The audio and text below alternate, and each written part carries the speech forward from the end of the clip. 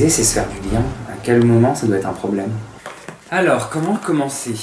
Je vais essayer de me souvenir des premiers désirs. Il y a des trucs tout petits, mais je pense que ça arrive à tous les homos en fait.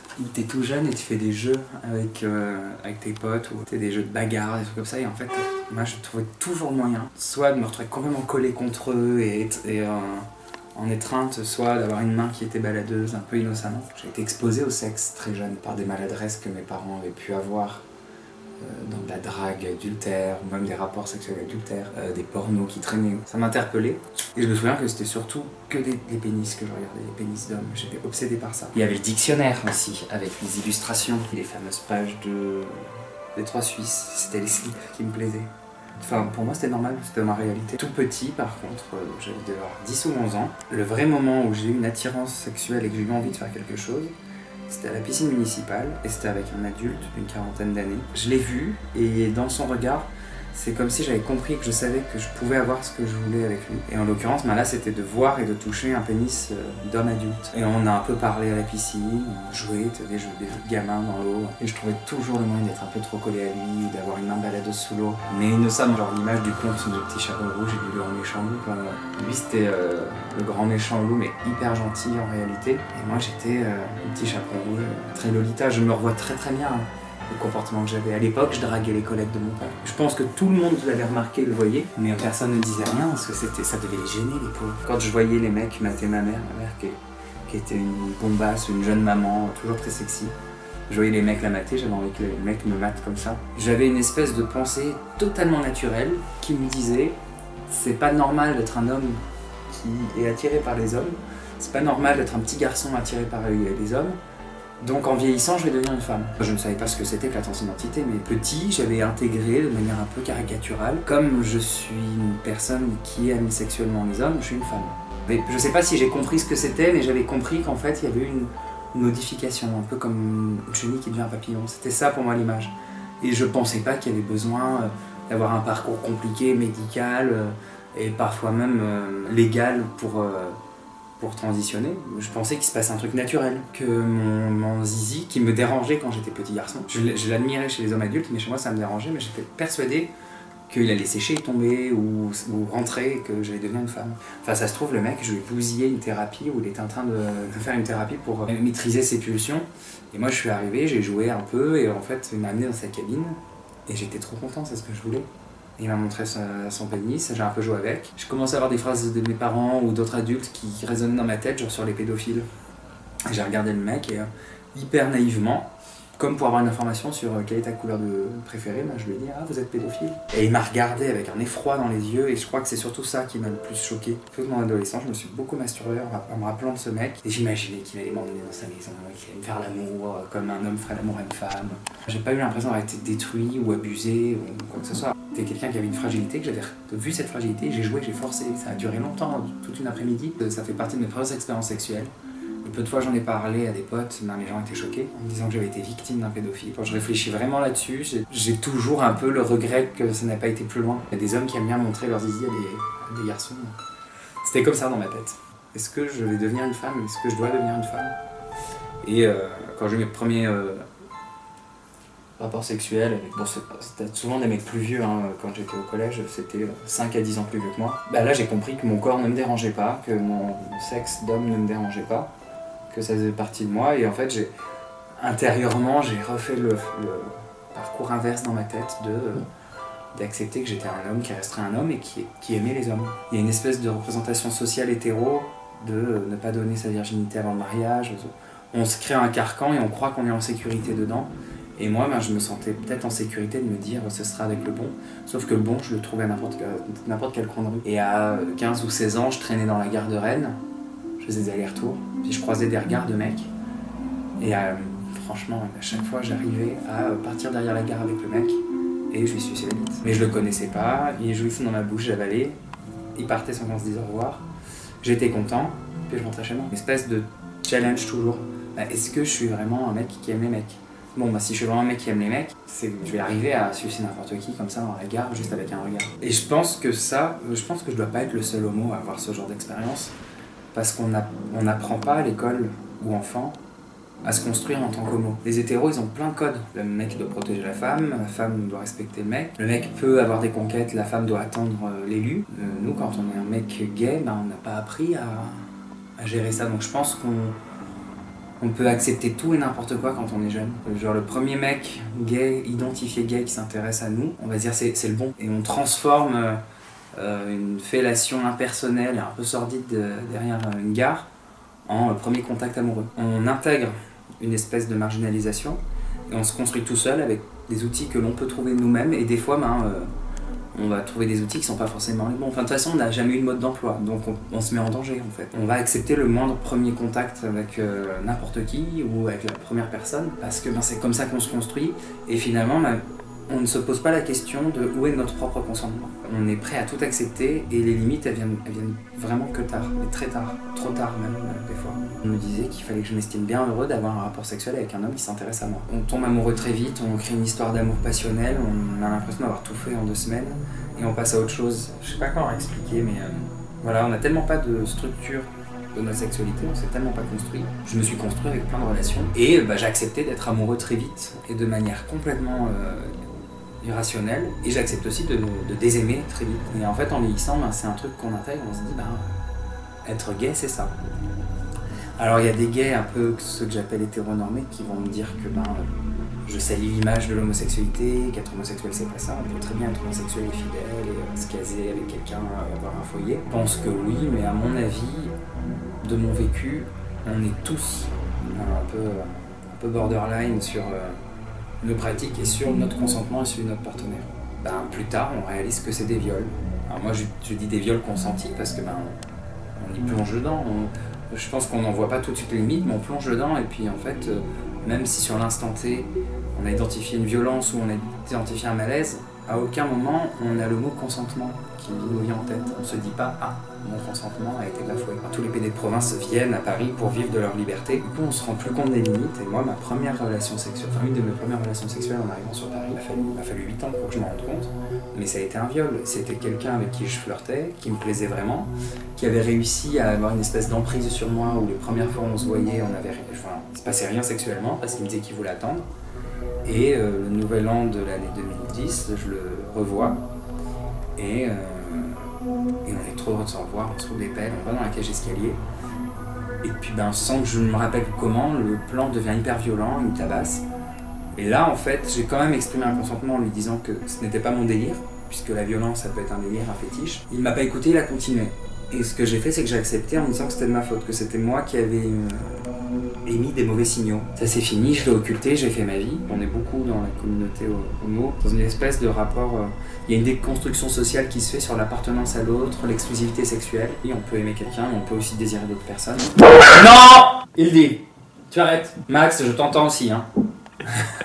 Comme je peux dire, on ne nous apprend pas à avoir une sexualité de PD. Ça va avec le fait qu'on ne nous apprend pas non plus à construire une relation amoureuse de façon hétéro avec notre PD. Enfin, être PD, c'est génial parce qu'en réalité, on rentre pas dans des codes sociaux. En fait, on a la chance et la possibilité d'avoir un autre regard sur le monde, comme cette capacité de pouvoir aimer plusieurs personnes différentes. Et souvent, ça peut être qu'importe le sexe. Ça a été dur au début de me dire que j'étais comme ça, parce que socialement, c'est pas bien. Il y avait un refoulement dès que je rencontrais un garçon qui me plaisait, qui lui, par souci de rentrer dans des cases sociales, voulait une relation exclusive, je pouvais mentir et me mentir à moi aussi en me disant oui, je n'aime que toi. Plus je vais aimer quelqu'un, plus je vais désirer facilement d'autres personnes, je vais pas avoir peur. Quand je sens que la relation amoureuse est solide, il n'y a pas de mise en danger et le désir sexuel, même pour des amis, il est présent. Ça reste marginalisé puisque tout est fait dans la société de toute façon pour qu'on soit que deux, construisent une histoire très judéo-chrétienne, hétéronormative du couple, du foyer. Et en fait, plus je vieillis, plus je me rends compte que non, que c'est possible. On peut vieillir et rencontrer quelqu'un qui comprend et qui connaît cette notion d'aimer plusieurs personnes, mais qui va exprimer le souhait d'être que aimée elle seule. Si je suis avec quelqu'un d'exclusif, amoureusement, je suis avec cette personne. J'ai des amants, des maîtresses peut-être, mais ça s'arrête là. Je vais pas partager avec eux ce que je partage avec mon partenaire principal parce que c'est l'espace de son consentement et c'est respecter ce que lui il a comme attente Et c'est le meilleur moyen que lui, à l'inverse, il respecte aussi le mien de consentement. Avant tout, il y a la place du corps. On est de moins en moins pudique. On est tous à exhiber notre corps. Il y a, on va dire, les diktats de beauté où la nana doit faire un 36, le mec doit avoir des pectoraux. Mais à l'inverse, comme on est dans une société où tout le monde s'exprime, on a de plus en plus de postures body positive. Des femmes grosses, des mecs maigres exposent leur corps avec fierté. Donc ça fait beaucoup de corps, beaucoup de nudité. On a surtout de plus en plus de porno dans des actes vraiment très primitifs, sexuels, très mis en scène qui ne sont pas la réalité, mais ça fait fantasmer. On dégueule d'images pornographiques, sauf que du coup ça crée des attentes trop élevées dans le sexe. Pour absolument tout le monde, hein. Dans tout type de sexualité, c'est la même chose. Sans parler de la sexualité politique. Le fist peut devenir une revendication politique, un peu un truc qui détruit le patriarcat justement. Quand un mec se fait fister par une femme par exemple. La sexualité, ça va être un médium de communication. Je suis grosse, bah regarde, bam, je te mets une photo de moi à poil sur Instagram en te mettant hashtag body positive. Je suis pédé, bah regarde, bam, je te mets une photo de moi sur Instagram avec le cul tendu en jockstrap. Je crois qu'on est arrivé du coup dans un espèce de truc où on est tous insatisfaits et on a tous l'impression que personne comprend nos désirs, nos plaisirs. On surconsomme avec les applications de rencontre aussi. On s'est tous mis en posture de bout de viande. Des fois, j'ai juste envie de baiser parce que baiser, ça me fait exister. Et puis, j'ai baisé, c'est bon, on se voit plus. J'adore sucer. Ça m'arrive souvent d'aller dans des bordels ou voir des mecs sur les sites juste pour faire ça. Je prends mon pied, j'arrive à jouir, mais c'est un truc mécanique. Et une fois que c'est fait, souvent, je me dis, bon, j'ai un peu perdu mon temps, il y a un manque, un truc... Et c'est le rapport à l'autre. Et là, je revois un mec avec qui j'avais déjà eu une histoire d'amour il y a 3 ans. Lui, quand je le suce, c'est presque magique en fait. Je reconnais chaque centimètre de sa queue. J'ai réalisé que c'était ça qui faisait que j'étais frustré en fait dans une sexualité de célibataire hyper libéré. Et on oublie tout ce qui peut être beau autour dans la façon de toucher la personne, la façon de la regarder. Par exemple, je me suis rendu compte que dans la pénétration, aussi bien en passif qu'en actif, si vraiment on fait attention l'un à l'autre, on sent que c'est une pénétration qui vient d'une personne en particulier. Je sais pas comment expliquer, mais qu'on laisse la personne nous pénétrer. Pas une bite, mais la personne. On reconnaît l'énergie et la queue. C'est-à-dire qu'on peut être dans le noir avec 10 mecs. Si ce mec-là revient, on va le reconnaître. Et en fait, la personne devient un outil, un sextoy amélioré. Et on s'intéresse pas à sa façon de parler, à sa façon de bouger, à sa façon de respirer ou à son odeur. On est juste là sur je te suce, tu me suces, je t'encule, tu m'encules. Quand il y a un truc où on laisse l'espace au consentement de la personne, en l'occurrence, sur ce qu'elle aime et ce qu'elle veut, mais aussi à ses gestes, à son odeur, il se passe quelque chose. Avec des personnes qu'on aime, il peut ne pas y avoir d'orgasme, en fait, c'est juste le contact qui est puissant. Je sais pas, il faut que je réfléchisse à la question. Tu vois, par exemple, la grande mode du chemsex, de baiser sous drogue, on est persuadé, les gens te diront que c'est du plaisir, qu'on cherche du plaisir, que baiser, se droguer, ça fait partie de la vie. Moi, je l'ai fait. Ouais, il y a un moment donné, j'étais dans une recherche de plaisir, mais les drogues, c'est le danger des drogues et le danger, en fait, de la surconsommation de sexe, comme ça, sur les applications, ça crée une dépendance. Alors, je pensais avoir eu une dépendance aux drogues, je me suis rendu compte que c'était pas ça. La dépendance, elle était humaine dans la relation. J'avais créé une dépendance affective. Il y a eu plusieurs courants de mise en danger de nos communautés. Il y a eu les années SIDA et maintenant on a les années chemsex. À un moment donné, j'étais conscient que ça me faisait plus du bien mais que ça ne m'excitait plus. Mais la seule chose qui me trottait en tête, c'était socialement, je suis tout seul. Le seul endroit où on m'invite, c'est dans ces endroits-là. Et pour pouvoir créer du lien avec les mecs qui sont présents, on doit prendre des drogues. Mais comme il n'y a pas de cadre, qu'il n'y a pas de bienveillance entre les participants, que la plupart ne se connaissent pas, c'est la première fois qu'on peut se voir, ou on s'est déjà croisé 1 ou 2 fois dans d'autres plans, dans notre consommation de produits, dans notre consommation du sexe et dans notre rapport à notre corps, on est absolument tout seul, sans bagage, puisque quand on est gamin, on nous apprend pas justement à avoir une sexualité pédée. Et je crois que c'est ça qui nous détruit le plus en fait.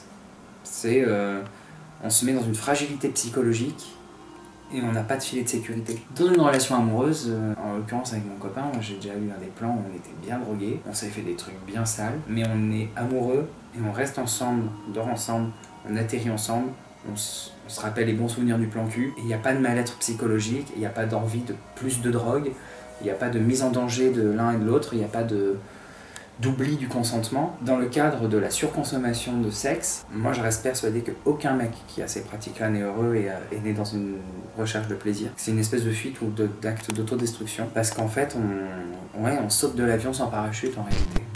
Parce que ça nous excite un peu. Et une fois dans les airs, on est un peu en mode advienne que pourra, c'est trop cool. Sauf que l'atterrissage est violent. Et un des éléments les plus violents, c'est en l'occurrence le consentement. Dans cette situation, moi j'avais l'impression que j'allais créer du lien ou même trouver l'amour de ma vie en acceptant de faire des choses que je n'avais jamais faites.